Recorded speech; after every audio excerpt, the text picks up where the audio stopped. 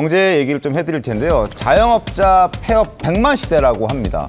대중의 인기를 얻고 있는 유명 연예인이라고 해도 이 사업의 세계는 냉정합니다. 그래서 피해 나갈 수가 없습니다. 아무리 유명해도 얼굴과 이름을 내걸고 음식점을 시작해도 내수 침체라든지 고물가라든지 이런 환경의 상황에서는 고전을 면치 못하는 게 똑같습니다. 일반인이나 연예인 사장님들이나.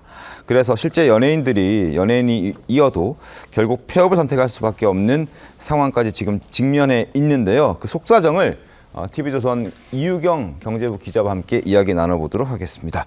자, 연예계에서 아주 인기가 좋은 또 잘 알려져 있는 배우 이장우 씨가 우동집이라든지 아니면 카레집 이런 가게들을 오픈했다는 소식이 전해졌는데 또 폐업했다고 얘기가 들립니다. 네, 배우 이장우 씨가 지난해 12월에 서울 강동구에 카레 전문점을 열었거든요. 네. 근데 9개월도 안 돼서 문을 닫게 됐습니다. 지난 1일에 이제 문을 닫게 됐다, 영업 종료하게 된다 이렇게 안내를 했는데요. 이장우 씨가 판매를 했던 건 카레 메뉴 하나였습니다. 네. 그리고 양배추 무침 같은 걸 이제 반찬으로 제공을 했었는데 아무래도 좀 메뉴가 좀 단촐하고 하나다 네. 보니까 좀 운영하기가 좀 쉽지 않았던 것 같습니다. 이장우 씨는 장사 수완을 인정을 받으면서 우동집을 시작으로 해서 순댓국집 그리고 호두과자까지 판매를 잘 이어갔었는데요. 카레 운영집은 카레 전문점은 좀 문을 닫게 된 겁니다. 그렇군요. 자, 이제 본업이 배우인데 워낙 이제 먹는 것도 좋아하고 음식도 잘 만든다는 평가들이 있었기 때문에 식당 운영에 큰 도전을 했던 것인데 고충도 적진 않았던 것 같습니다. 평소 친한 사이로 알려져 있는 정준하 씨 유튜브 나가서 그 심경을 토로하기도 했는데요. 목소리 들어보시죠. 지금 음식점 지금 몇 개야지? 지금 5개. 우동 가게가 2개고, 우동 가게가 2개. 순댓국, 어? 그다음에 호두과자, 호두과자. 그리고 카레가 대박을 바라고 하면 안 되더라. 정말로 내가 좋아하는 매니아층만 갖고 가겠다라는 마인드로 조금 해야지. 이게 너무 장사꾼 마인드고 이게 조금 안 좋은 것 같아요. 순댓국집 갔다 깜짝 놀랐잖아. 제가 처음에 오픈하고 장사가 엄청 잘 됐어요. 근데 이게 점점 내려가는 거예요. 맛이 변하니까. 근데 맛이 변할 수밖에 없는 게 직원들이 너무 힘들어요. 시스템적으로 너무 힘들다 보니까 퀄리티가 계속 내려가는 거예요. 제가 먹어봐도 맛 없다. 댓글 들어오는 거 보면 얘 변했다. 이거 진짜. 너 연예인이라고 장사 막 하는 이런 얘기가 들어오는데 오케이 인정. 다시 시작해야겠다 하고 얼마 전부터 이제 바꿔갖고 가고 있어요. 야, 지금 얘기 들으셨죠? 얼마나 일반인 사장님들보다 사실 더 힘들었다고 지금 얘기를 하는 것 같아요. 네, 맞습니다. 초기에는 아무래도 좀 이름이 알려진 배우다 보니까 배우 이장우 효과로 좀 테이블 수는 많지 않았는데 대기를 해서 먹어야 될 정도로 좀 인기가 많았던 것 같습니다. 하지만 이제 메뉴 구성이 좀 단순하고 또 가격이나 맛에 대한 좀 비판이 나오면서 좀 문을 닫게 됐는데요. 네. 공통적으로 나왔던 좀 비판이 양이 너무 적다였습니다. 아무래도 카레 얘기하면 고기라던가 야채 이렇게 좀 푸짐할 것으로 예상이 되는데 네. 고기만 이렇게 몇 점 올라와 있고 또 좀 추가를 하려고 해도 추가 비용을 좀 내야 되는 그런 상황이 있었던 것들이 좀 불만이었던 것 같고요. 네. 또 맛도 생각보다 좀 평범하다 이런 좀 혹평들이 좀 나오는 바람에 문을 닫게 된 것으로 전해집니다. 기대가 많았기 때문에 기대가 컸기 때문에 아마 큰 실망을 했던 것 같네요. 자, 그리고 메이저리거 출신 야구 스타도 이 폐업을 피해가지 못했습니다. 현역 시절에 연봉이 무려 237억 원까지 받았던 그 어마어마한 자산을 보유한 김병현 선수가 은퇴 이후에 햄버거 가게를 창업했는데요. 안타깝게도 지난해 폐업했다는 소식이 전해졌습니다. 어떤 사연인지 들어보시죠. 광주에 이렇게 한식은 맛있는데 멋스러운 집들은 있는데 맛있는 집은 많이 없는 것 같아요. 한번 해보고 이 정도면은 충분히 건강도 유지하고 맛있게 먹을 수 있고 야구할 때는 너무 야구에 막 미쳐갖고 있으니까 지금 이제 은퇴하고 그 전부터 먹는 거 좋아하고 하니까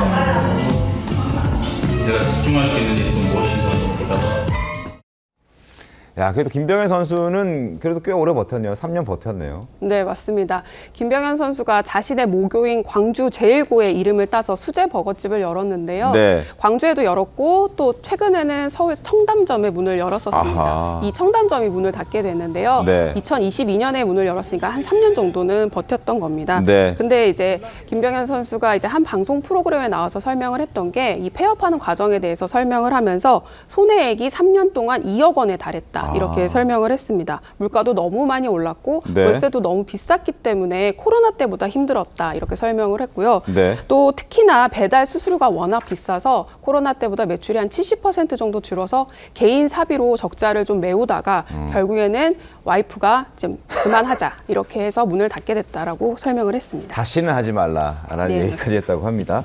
자, 이 외에도 유명 방송인들 중에서도 음식점이나 카페를 운영하다가 문을 닫은 연예인들이 꽤 있죠, 양진희 변호사님. 맞습니다. 가수 이효리 씨의 남편이자 가수 이상순 씨도 22년 7월 1일에 이제 제주도에서 카페를 열어서 굉장히 좀 입소문을 탔던 적이 있습니다. 근데 네. 1년 10개월 만에 폐업 결정을 했어요. 당시에 가면 이상순 씨가 직접 커피를 내려주고 이효리 씨가 막 사진 인증샷을 찍어준다라는 소문이 막 나면서 정말 줄이 100m 넘게 늘어설 정도로 사람들이 많이 몰렸던 곳이었거든요. 네. 그럼에도 불구하고 이렇게 이 1년 10개월 만에 결국에는 문을 닫을 수밖에 없게 됐고요. 그리고 이 배우 이종석 씨의 경우에도 신사동에 브런치 카페를 영업을 했었는데 이것도 잘 이제 되지 않아서 결국에는 폐업을 했고, 가수 하하 씨의 경우에도 김종국 씨가 함께 이제 그 동업을 하기로 유명했습니다. 같이 고깃집을 이제 창업을 해가지고 운영을 해왔는데, 하하 씨가 방송에 출연해서 이런 이야기를 했어요. 정말 명동점의 경우에는 개미 한 마리 없었다. 월세를 다 그냥 오롯이 부담하면서 버틴 거였다라는 또 이야기를 하기도 했었고요. 결국에는 하하 씨도 이 직영점은 모두 다 정리를 한 상황이다라고 밝히면서 많은 연예인들이 이제 먹거리라든지 이런 사실은 좀 진입장벽이 낮다 보니까 쉽게 도전할 수 있다 보니까 이렇게 음식점을 차리지만 결국에는 수익이 나지 않으면 버티는 것에도 또 한계가 있고 입소문을 타더라도 이것이 맛이라든지 품질이 보장되지 않으면 폐업하는 사례가 좀 많아 보입니다. 자, 이렇게 엔잡러가 되는 이유가 어디 있습니까, 김상희 평론가님? 엔잡러가 되는 이유는 본인이 일단은 기본적으로 유명인일 때는 고수익을 올리잖아요. 네. 근데 그런 것들이 지속되기가 어려운 겁니다. 그래서 안정적으로 그러면은 노후에도 그 수익원을 만들고 싶은 생각이 들고요. 그런 것들 때문에 이런저런 것들에 손을 대기 시작을 하는 것이죠. 그 중에 가장 쉬운 것이 이제 식당 같은 식당인데. 자영업이에요. 왜냐하면 자본은 가지고 있고, 네. 그리고 뭐 새롭게 뭐 기술이나 뭐 이런 것들이 굉장히 고도의 난이도를 가지고 있지는 않기 때문에 사람을 고용해서 할 수도 있고, 그렇기 때문에 상대적으로 좀 쉽게 뛰어들 수 있는 그런 부분이 있습니다. 그렇지만 우리나라 자영업이 경쟁이 엄청나게 심해요. 자영업자들이 너무 많습니다. 네. 그래서 처음에는 그것을 유명세로 극복해가지고 갈 수는 있겠지만 그런 것들의 이제 뭐 퀄리티 유지라든가 이런 것도 굉장히 중요하고요. 그리고 지금은 또 이제 뭐 물가도 굉장히 높아지고 네네. 있고 재료비도 너무 높아지고 있고 인건비도 높아지고 있고 이런 게 있습니다. 근데 그런 것도 극복하고 잘하면 또 이걸 확장을 하게 됩니다. 그러니까 매장을 확장을 하면은요. 인력 관리부터 시작해가지고 이런 관리가 또 쉽지가 않아요. 예를 들어 인력 관리 같은 경우는 제가 아는 분은 네. 재료가 갑자기 사라지는 거예요. 재료가 사라져요? 네.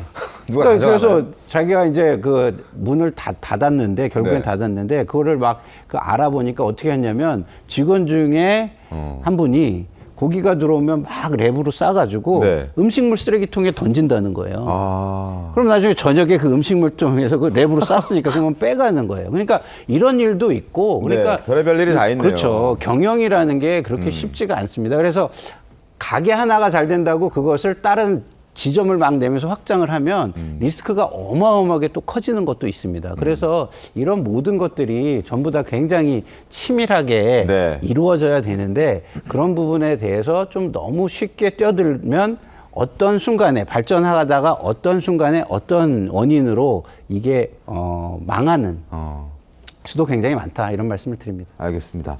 자, 얼굴이나 이름이 알려진 진짜 유명한 방송인들조차도 고전을 면치 못하고 있는 이 자영업 실태인데 실제로 폐업한 가게들이 많나요? 네, 지난해만 해도 100만 건을 넘어섰습니다. 네. 물론 창업도 있겠지만 폐업을 신고한 사업자가 100만 8,282명에 달했거든요. 1995년 통계가 처음 만들어진 이후에 처음으로 100만 명을 넘어섰습니다. 서울로 지역을 좀 좁혀봐도 2023년 기준으로 2만 6,760명에 달합니다. 계속 이렇게 증가하고 있는 추세거든요. 네. 이렇게 이제 자영업자들이 워낙 좀 어렵다 보니까 자영업자 수는 지난해 기준으로 550만 명을 기록했습니다. 이 수치가요, 1997년 외환위기, IMF 외환위기 수준 590만 명도 밑도는 수준으로 그만큼 좀 자영업이 어렵다 이렇게 볼 수 있습니다. 알겠습니다.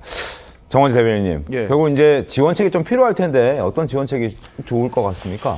이 자영업 문제를 해결할 수 있는 명확한 방법만 만들어낼 수 있다면 대통령도 될 수 있을 것 같습니다. 네. 이게 뭐 호텔 경제학 수준으로 풀 수 있는 문제는 아니거든요. 네. 우리나라는 일단 자영업 비중이 굉장히 높습니다. 지금 550만 명이라고는 하지만 주요 선진국 대비 여전히 높은 수준이고요. 네. 그래서 산업과 기업만 구조조정이 필요한 것이 아니라 자영업에 대한 구조조정 노력도 필요하다고 생각합니다. 절대적인 비중이 높으면 그 안에 경쟁이 치열해질 수밖에 없는 거죠. 저는 정책적으로는 코로나 시기에 그 자영업자 하시는 분들의 부담이 굉장히 컸거든요. 네. 그래서 여러 대출들이 이루어졌었고 그것을 갚지 못하는 분들에 대해서는 채무 조정이 지금 이루어지고 있습니다. 이건 지난 대선에서 우리 당이나 민주당이나 자영업자들에 대한 채무 조정 약속했으니까 그와 관련한 대책들 나와야 할 것이라고 보고 네. 또 프랜차이즈 하시는 분들 많은데 여전히 프랜차이즈는 본사와 가맹점 간의 불공정 거래 이런 내용들이 많이 언급이 되고 있어서 이런 부분들을 보다 공정한 그 거래가 이루어질 수 있도록 제도적으로 손보는 것도 자영업 하시는 분들에게는 좀 도움이 되지 않을까? 이런 이야기를 드리지만 이게 정말 너무 어려운 문제라 네. 어떻게 뾰족한 그 답을 찾기는 참 쉽지는 않은 것 같습니다. 네, 더 고민하고 공부해야 될 것 같습니다.